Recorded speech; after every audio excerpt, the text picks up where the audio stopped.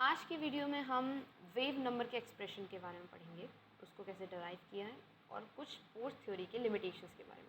Although bore की theory बहुत ज़्यादा अच्छी थी पर उसके भी कुछ फेलियर्स थे। सो एक्सप्रेशन ऑफ वेव नंबर, इसमें आपका E1 हमने पहले भी इसे प्रूव किया है। एनर्जी जो है वो किस तरीके से, उसका कुछ डेरिवेशन जो है, जो एक्सप्रेशन है वो इस तरीके से होता है। ओके, हमने एनर्जी का डेरिवेशन पहली वाली वीडियोस में किया हुआ है, आप जाके देख सकते हैं। और एनर्जी 2 वो ये एनर्जी 1 और एनर्जी 2, आई होप सो आपको इनमें डाउट नहीं होगा। इसमें जो डिफरेंस है वो सिर्फ और सिर्फ इस चीज़ का है और इस चीज़ का है। क्या बता रहा है ये आपको ये बता रहा है कि इस वाली एनर्जी में जो n ऑर्बिटल है वो 1 है। 1 या फिर कोई भी हो सकती है, सेकेंड, थर्ड, मान लीजिए ये और ये आपकी ऑर्बिटल n2 है, ये आपकी ऑर्बिटल n1 है। एक इलेक्ट्रॉन अगर इधर है फिर इधर से वो जंप करके इधर आएगा या फिर इधर से जंप करके उधर भी जा सकता है, कोई भी कंडीशन हो सकती है। तो जब जंप करके इधर से इधर आएगा तो जो वेव नंबर का एक्सप्रेशन निकलेगा वो क्या निकलेगा, तो E1 वाले में इलेक्ट्रॉन इस वाली ऑर्बिट पे है, E2 वाले में इलेक्ट्रॉन आपका इस वाली ऑर्बिट पे है। ठीक है, आगे बढ़ते हैं। Delta E equals to E2 minus E1, ये तो हमें पता है भाई, डेल्टा E जो है वो E2 माइनस E1 से ही निकलती है। तो जिसकी वजह से ये जो एक पर्टिकुलर एक्सप्रेशन है जो कि कॉमन है इन दोनों में, वो उसको कॉमन ले लिया जाएगा, तो इधर निकल गया और जो साइड में बचेगा वो ये रहा। और अब यहीं पे आपका आता है ये जो पर्टिकुलर एक्सप्रेशन है, इसको इन्होंने बोल दिया है क्या, रेडबर्ग्स कांस्टेंट। इसको हम क्या कहते हैं, रेडबर्ग्स कांस्टेंट। रेडबर्ग की कांस्टेंट की वैल्यू हम आपको पहले ही बता चुके हैं, 1.09 इंटू 10⁻⁻⁷। ओके ओके, तो ये आपका वेव नंबर का एक्सप्रेशन आ जाता है। Wave number equals to RZ 1/n2² minus का 1/n1²। और रेडबर्ग कांस्टेंट की क्या value, 1.09 into 10⁻⁷।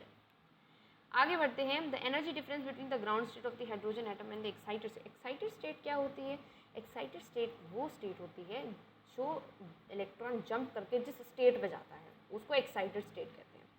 Excited state that corresponds to the convergence limit of the spectral line is called the ionization enthalpy of hydrogen atom. It is not so important, but आप थोड़ा जानकारी के लिए समझ लीजिए कि जो एनर्जी डिफरेंस है ग्राउंड स्टेट और एक्साइटेड स्टेट के बीच में, वो क्या होता है, कन्वर्जेंस लिमिट शो करता है कि कितना कन्वर्जेंस लिमिट हो सकता है स्पेक्ट्रल लाइंस का। ठीक है, और इसी को हम क्या कहते हैं, आयनाइजेशन एनर्जी कहते हैं hydrogen atom. This is known as ionization energy of hydrogen atom. और आयनाइजेशन एनर्जी क्या निकल के आ जाती है, 1312 kilo joule per mole. Now limitations of Bohr's theory. Bohr's theory के क्या क्या limitations.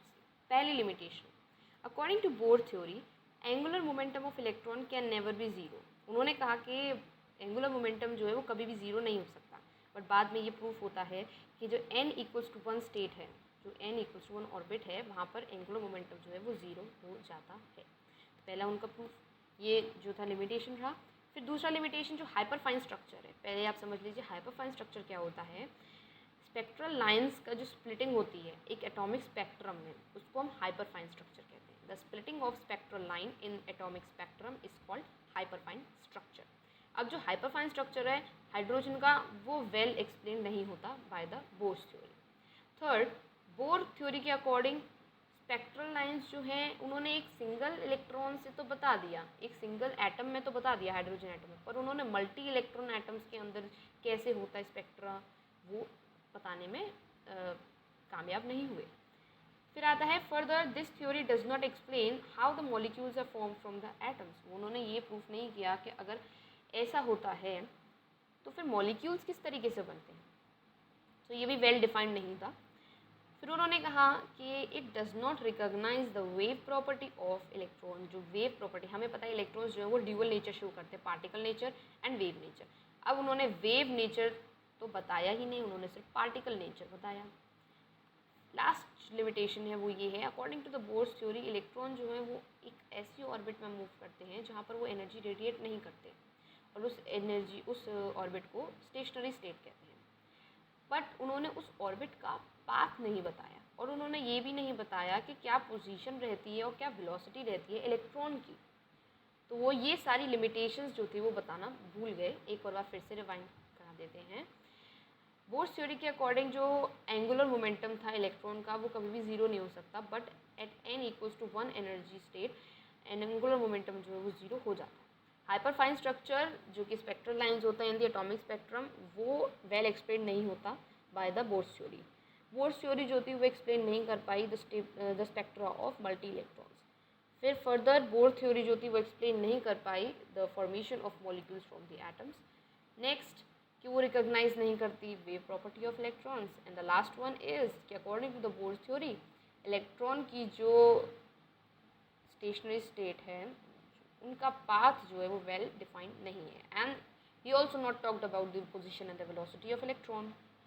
So this is all for today's video. Next video में हम समनफोल्ड मॉडिफिकेशन करेंगे और नेक्स्ट वीडियो थोड़ी लास्ट वीडियो होगी हमारी। Okay, thank you for watching this video.